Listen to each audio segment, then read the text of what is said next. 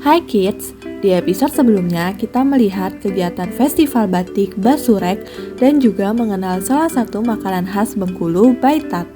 Nah, episode kali ini Kak Benu akan ajak kita untuk melihat proses pembuatannya nih. Penasaran bagaimana prosesnya? Yuk kita lihat. Oh iya, video ini sudah pernah tayang di YouTube channel Kompas TV pada 27 Mei 2018.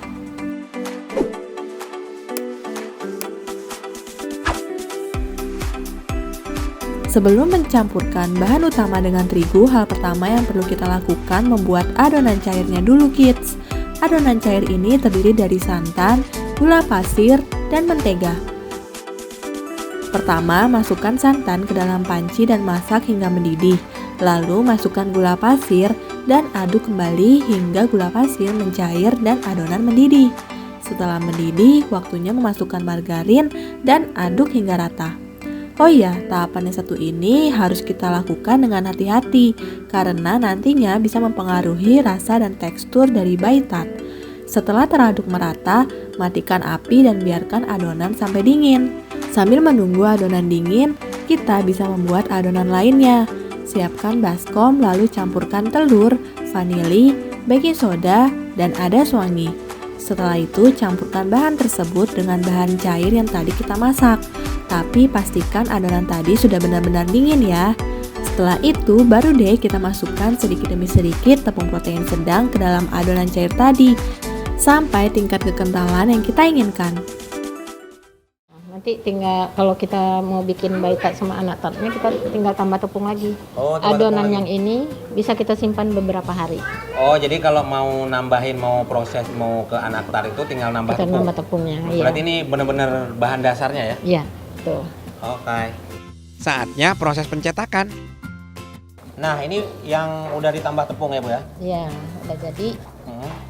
Langsung dicetak. Langsung dicetak kita ini dulu ya, kita timbang dulu ya biar Oh, harus timbang. ketebalannya sama. Oke, ini Oke. 300 gram. Terus ini diapain, Bu? Ratain Nah, nggak? ini diratain pakai sendok itu. Ini. Ya, tuh. Baitat buatan toko ini memang dicetak dalam loyang yang gak begitu besar.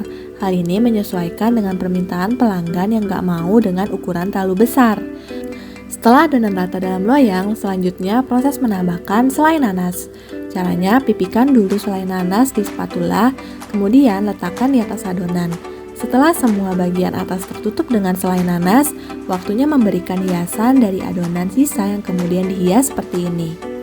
Supaya semakin terlihat menarik, adonan hiasan ini juga dijepit dengan penjepit bergerigi dan terakhir kita bisa mengoleskan kuning telur di bagian hiasan adonan untuk memberikan warna kuning keemasan yang cantik mengkilap saat sudah matang.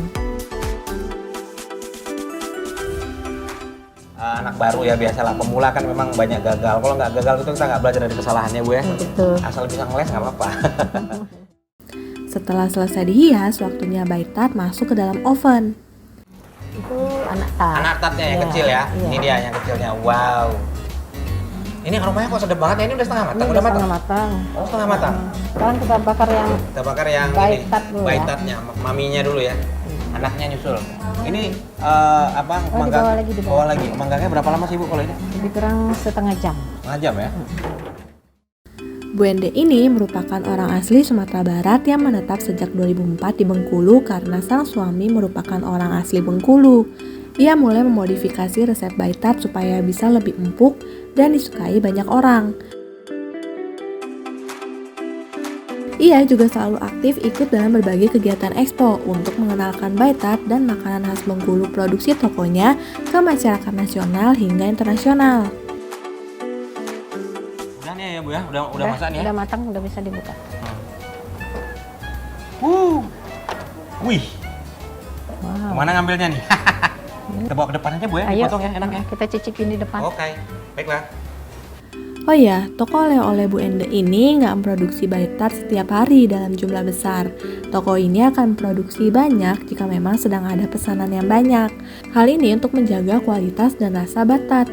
Biasanya toko ini hanya akan memproduksi sekitar 10 kg adonan saja, dan itu bisa menjadi sekitar 150 baitat atau 1.300 anak tart.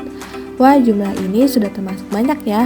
Bagaimana kalau memang sedang produksi pesanan yang banyaknya nggak kebayang banyaknya? Sebenarnya kids, nggak hanya Bu Ende saja menjual tart ini. Kita bisa menemukan kue tart dengan mudah di setiap toko oleh-oleh khas Bengkulu, baik dijual satuan ataupun kemasan. Bahkan banyak warga Bengkulu yang selalu menyediakan kue ini di rumah mereka loh. Walaupun banyak dijual, ada banyak makanan khas Bengkulu lainnya yang nggak kalah enak. Tapi kita lihat di episode berikutnya ya.